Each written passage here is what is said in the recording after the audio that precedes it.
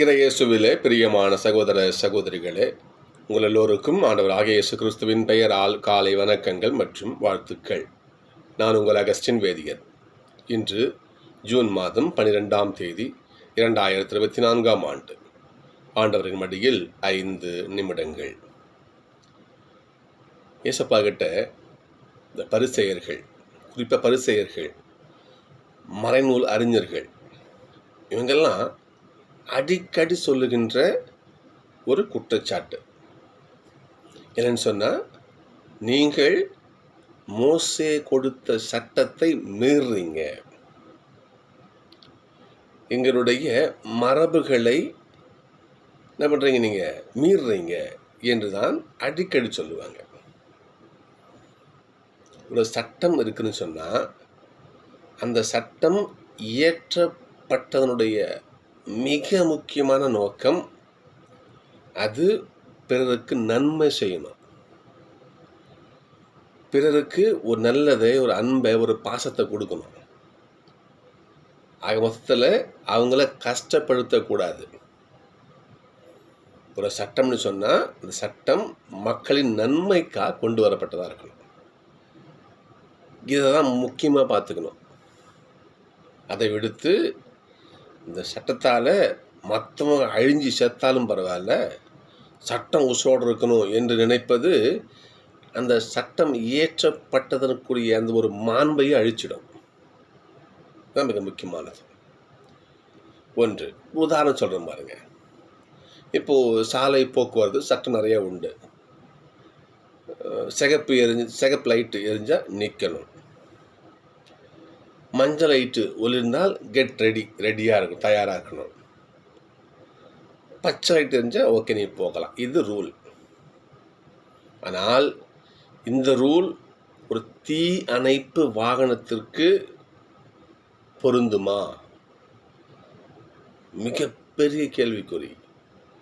சட்டம் இருக்குது, சிகப்பு எரிஞ்சால் நிற்கணும் தான் சட்டம் தான், நான் இல்லைன்னு சொல்ல வரல.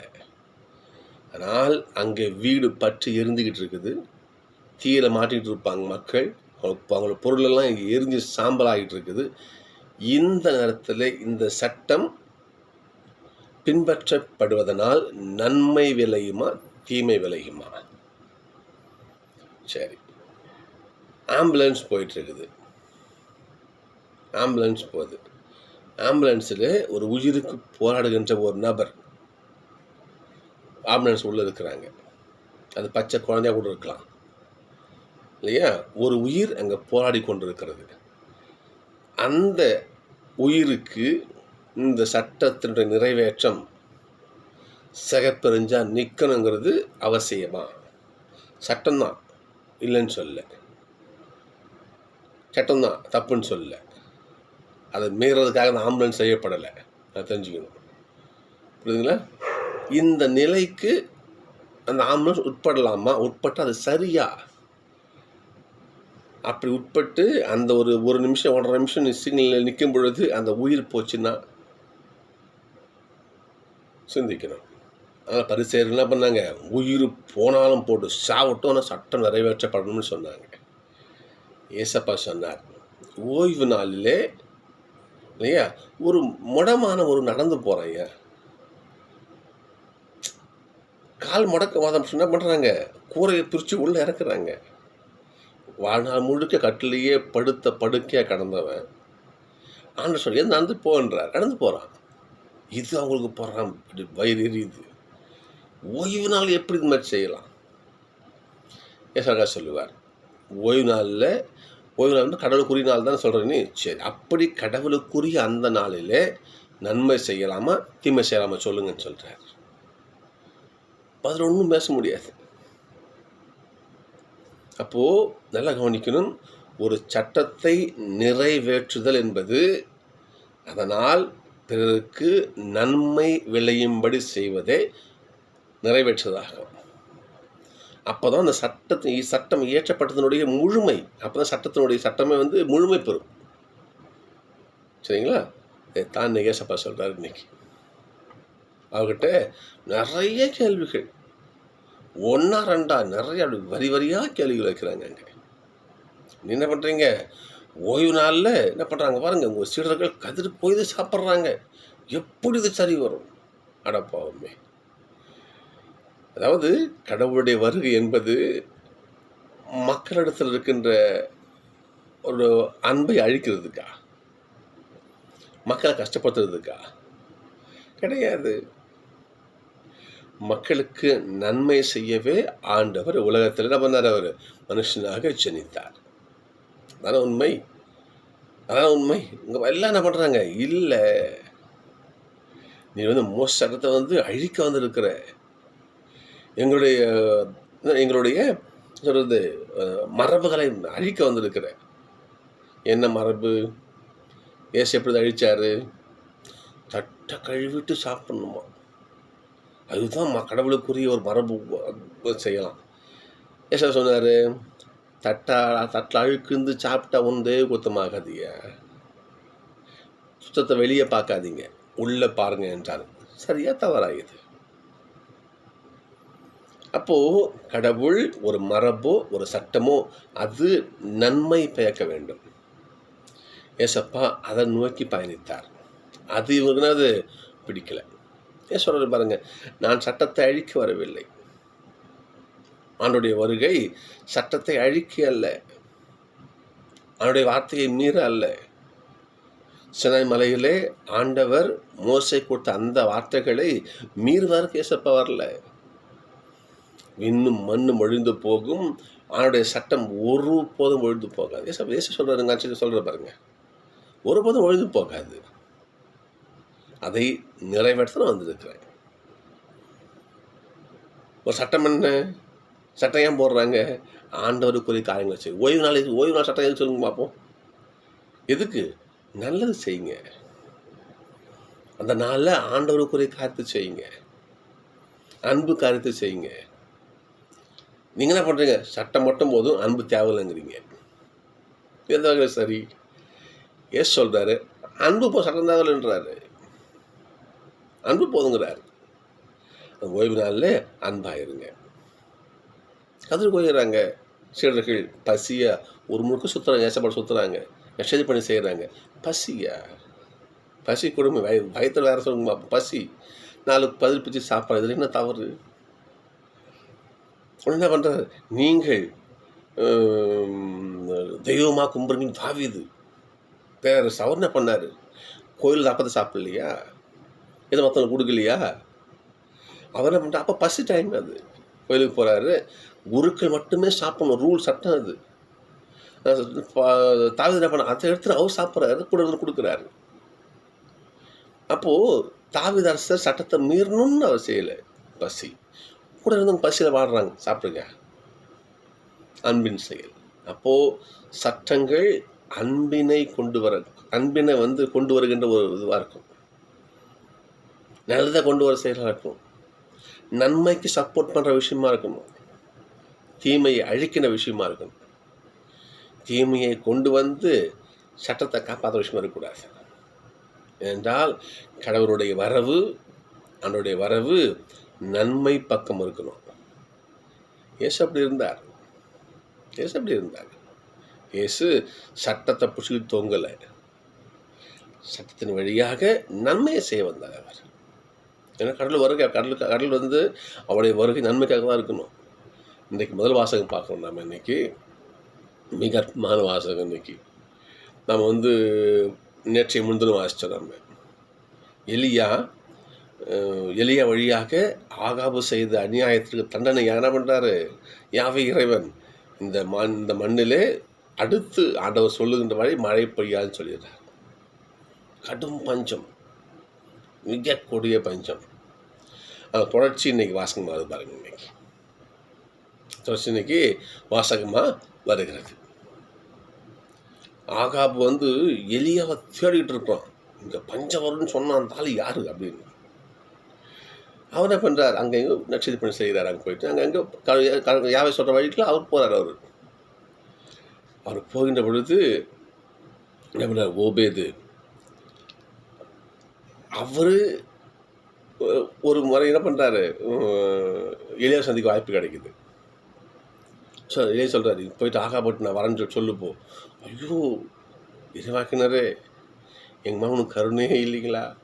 உங்களை கொலை பண்ண தேடினுக்கிறான் ஆகாப்பு. ஒருவேளை நான் போய் சொல்லும் பொழுது, உதாரணத்துக்கு நான் போய் ஆகாப் ராஜா எலியா அவங்களை பார்க்கணும்னு சொல்லும் பொழுது, அவன் வருகின்ற பொழுது, நீங்கள் பணத்தை உங்கள் கடவுளை தூதரை பண்ணுவாங்க, உங்களை டக்குன்னு மறைச்சிடுவாங்க, உங்களை கொண்டு போயிடுவாங்க. அப்போ நான் மாட்டிக்கணும், என் தலை வெட்டுருவானே. எலியா சொல்கிறார், அதெல்லாம் ஒன்றும் ஆகாது, நீ போய் சொல்லு, நான் வரேன். போய் சொல்லுகிறார். எலியா முன்பு போகிறாரு ஆகாபுக்கிட்ட. அங்கே இருக்கின்ற உரையாடலாம் இன்னைக்கு முதல் வாசகம் வருது. இன்னைக்கு யாருடைய கடவுள் உண்மையான கடவுள்? கடவுளுடைய வரவு நல்லது செய்தா தீமை செய்தா? ஆகாபுடைய எலியா சொல்கிறார், நீ என்ன கோயில் கட்டி வச்சிருக்கல, இன்னைக்கு ஆசோர கம்மங்களை என்னென்ன பண்ணி வச்சிருக்கல, நீ அந்நிய தெய்வத்திற்கு எல்லாம் பண்ணுறல, நீ அப்படி நீ வழிபடுகின்ற அந்த கடவுள் உண்மையானவரா, என்னுடைய யாவை உண்மையானவரா பார்க்கலாம். அற்புதமான ஒரு சொல்வது போட்டின்னு சொல்லாமா, ஒரு ஒரு பாருங்க, அங்கே நிகழ்வு சொல்லிட்டீங்க, போட்டி தான் சொல்லலாம். எலியா சொல்கிறார், சரி உன்னுடைய ஆட்களை இந்த கவல் மலையில் கூட்டு, நானும் வருகிறேன். 150 பேரை என்ன பண்ணுறான், எலியா கூட்டுறான். எல்லாம் பாகால், அந்த அந்நிய தெய்வத்தை கும்பிடுகின்ற அந்த ஒரு குருமார்கள் கூப்பிட்றான். எலியா ஒத்தையால் அங்கே நிற்கிறார். வா, மக்களையும் கூப்பிடு பார்ப்போம். மக்கள், அந்நிய தெய்வ குருக்கள், எலியா மட்டும் அங்கே நிற்கிறார். 2 காலையில் கொண்டு வரப்படுகின்றன. வெட்டி 2 பலிபீடத்தில் வைக்கிறாங்க. என்ன பண்ணுறாங்க, எலியா என்ன பண்ணுறாரு, வெயிட் பண்ணுறாரு. எப்போ ஃபஸ்ட் சான்ஸ் உங்களுக்கு, உங்கள் தெய்வத்தை கூப்பிடுங்க. இந்த காளையை, இந்த பழிப்பொருளை யாருடைய தெய்வம் என்ன பண்ண நெருப்பை கொண்டு வந்து அதை சுட்டு எரித்து எடுத்துக்கொள்கிறதோ அவர் உண்மையான கடவுள் என்று அங்கே என்ன பண்ணுறாங்க, மாலை வரை கத்துறாங்க. பாகாலினுடைய பொய் இறைவாக்கினர்கள் கத்தி கத்தி பாகாலே பதில் தாரும், பாகாலே பதில் தாரும். கடவுளுடைய வருகை நன்மை நன்மை தரக்கூடியதாக இருக்கணும். அற்புதமான வார்த்தைகளை இங்கே எலியா சொல்லுவார். நண்பகல் ஆயிற்று, எலியா அவளை கேலி செய்து, இன்னும் உறக்க கத்துங்கள். ஒரு வேளை உங்களுடைய கடவுள் ஆழ்ந்த சிந்தனையில் இருக்கலாம், ஒதுக்குப்புறம் போயிருக்கலாம். எலியானுடைய கேலியை பார்த்தீங்களா? ஒதுக்குப்புறமாக போயிருக்கலாம் உங்கள் சாமி, நல்லா கத்துங்க. அப்படி இல்லைன்னா பயணம் செய்து கொண்டு இருக்கலாம், எங்கேயாவது ட்ராவல் பண்ணிகிட்டு இருக்கலாம், அப்படிலாம் தூங்கிக்கிட்டு இருக்கலாம். அவங்க எழுந்திருக்கணும்ல, உங்கள் குரல் காதில் விடணும்ல, கத்துங்க கத்துங்க என்று என்ன பண்ணுறாரு, அவரை கேலி செய்கிறார் எலியா. இன்னும் முறக்க கத்துக்கிறார்கள். அவங்களுக்கு என்ன பண்ணணும்னு தெரியல, உடம்புல ரத்தம் வர கீறிக்கிறாங்க. அவ்வளோ வெறி பிடிச்சி உண்மையான கடவுள் வந்திருப்பாரு. நாள் எலியா தன் பழிப்பொருளை வைக்கிறாருங்க. இப்போ இடத்த கட்டி பழிப்பொருளை வச்சு என்ன பண்ணுறாரு, ஆண்டவர்கிட்ட ஜபிக்கின்ற அந்த ஜபம்தான் இன்றைக்கு பல்லவியாக வருகிறது. நீரே ஆண்டவரே, நீரே ஆண்டவர் என்றும், நீரே இம்மக்களின் மனதை மாற்றுவீர் என்றும் இம்மக்கள் அறிவார்களாக. இந்த மக்கள் தீய பாதையில் போகிறாங்க. ஆண்டவரே, உம்முடைய வருகை இவர்களுக்கு உன் மனசை மாற்றணும். தீய வழியில் போகிற மக்கள் நல்ல பாதையில் போகணும், அன்பு பாதையில் போகணும். அதுதான் கடவுள் வர முடியும். கடவுளுடைய வருகின்ற அன்பை கொண்டு வருகின்ற இருக்கணும் இல்லையா? ஜெபிக்கிறார். ஆண்டவருடைய பிரசன்னம் அங்கே நெருப்பு வடிவில் இறங்கி வருகிறது. அந்த பழிப்பொருளை சுட்டரிக்கிறது. மக்கள் என்ன பண்ணுறாங்க, மனசு மாறுறாங்க. அவங்க மனசு மாறுற அந்த வார்த்தை தான் அங்கே பாருங்க, கீழே கடைசியில் முடியுது பாருங்க. இதை கண்டவுடன் மக்கள் அனைவரும் முகம் குப்புற விழுந்து, ஆண்டவரே கடவுள், ஆண்டவரே கடவுள் என்ன பண்ணுறாங்க, அவரை ஆண்டவரை புகழ்ந்தேற்றுகிறார்கள். சகோதரர்களே, கடவுளுடைய வரவு அன்பின் செயலாக இருக்கணும். இங்கே நன்மை பயக்கிறது. இங்கே மக்களை தீய பாதையிலிருந்து விலக்கி நல்லதுக்கு ஆண்டவருடைய வருகை கொண்டு வருகிறது. இங்கே திருப்பாடலை பார்க்கணும். நல்லா கவனிங்க, எலியா யாரை நம்பி இந்த போட்டி வைக்கிறார் பாருங்க. தன் நம்பி கிடையாது, ஆண்டவர் உங்கள் நம்பி. நீரே ஆண்டவரான இந்த மக்கள் உணர்ந்து கொள்ளட்டும், அதுதான் இந்த போட்டி. கடவுள் விட்டாரா? தன்னை நம்பி இருப்பவர்கள் கடவுள் என்ன கைவிட மாட்டார். இன்னைக்கு திருப்பாடல் பல்லவியாக தான் இன்னைக்கு திருப்பாடல் 16. இறைவா என்னை காத்திரணும், ஏனென்றால் உம்மிடம் அடைக்கலம் புகுந்துள்ளேன் தாங்க பாடல். சரிங்களா? கடவுள் தம்மிடம் அடைக்கலம் புகுந்த எலியாவை இன்னைக்கு தாப்பளத்துக்கு வைக்கிறாரு பாருங்க. மக்கள் எல்லோரும் சொல்கிறாங்க, முகம் குப்புற விழுந்து, ஆண்டவரே கடவுள், ஆண்டவரே கடவுள் என்று ஆண்டவர் பாவத்தை பற்றுறாங்க. அதற்கு காரணம் கருவியாக எலியா இருக்கிற ஆண்டவருடைய கருவியாக எலியாக செயல்படுகிறார். இன்னைக்கு சகோதரர்களே, கடவுளிடத்தில் யார் அடைக்கலம் புகுகிறானோ கடவுள் அவரை கைவிட மாட்டார். திருப்பாடு சொல்லுது இன்னைக்கு. அதே போல கடவுள் சட்டத்தை அழிப்பது கிடையாது. ஏசப்பா அதை சட்டத்தை அழிக்க வரல, நிறைவேற்றுகிறார். நிறைவேற்றம்னா என்ன? அந்த சட்டத்தின் முழு பலன் அன்பின் செயலாக வெளிப்படுறோம். இதான் ஏசப்பா செய்கிறார். சகோதரர்களே, நாம் என்ன பண்ணுவோம்? சில ரூல்ஸை பின்பற்றுவோம். நம்ம ரூல்ஸை பின்பற்றுவதால் அங்கே அன்பின் செயல் நடக்கப்பட வேண்டும். தீமை நடக்கக்கூடாது. இதில் நம்ம ரொம்ப கவனமாக இருக்கணும். உதாரணம் சொன்னேன் இல்லையா, ஆம்புலன்ஸ் உசுருக்கு போராடுறான், இந்த சட்டம் அவனை அழிக்கக்கூடாது இல்லையா? ஃபயர் சர்வீஸ் சட்டம்தான். அங்கே ஒரு ஊர் எரிஞ்சிக்கிட்டு இருக்குது, அங்கே இந்த சட்டம் அந்த எரிச்சலை சாம்பலாகக்கூடாது, போய் காப்பாற்றணும். அப்போது ஒரு சட்டம் என்பது அன்பினை வெளிக்கொணர்வதாக இருக்கணும். நம்முடைய வாழ்க்கையில் நம்ம வாழ்கின்ற பொழுது நம்ம சுச்சுவேஷன் வரும், நாம் இயேசுவின் பாதையிலிருந்து சட்டத்தை பார்க்கணும். சரிங்களா? முடக்காத முடிச்சு ஒருவன் படமாகி போகிறான், ஏசப்பா நம்மளே அது கேட்பார். ஆண்டவருக்கான நாளிலே, ஆண்டவர் கொடுத்த சட்டத்திலே அதோடைய விளைவு நன்மையாக இருக்கணுமா தீமையாக இருக்கணுமா? ஒருபோதும் தீமையாக இருக்கக்கூடாது. இதைத்தான் ஆண்டவர் இன்னைக்கு சொல்கிறார்.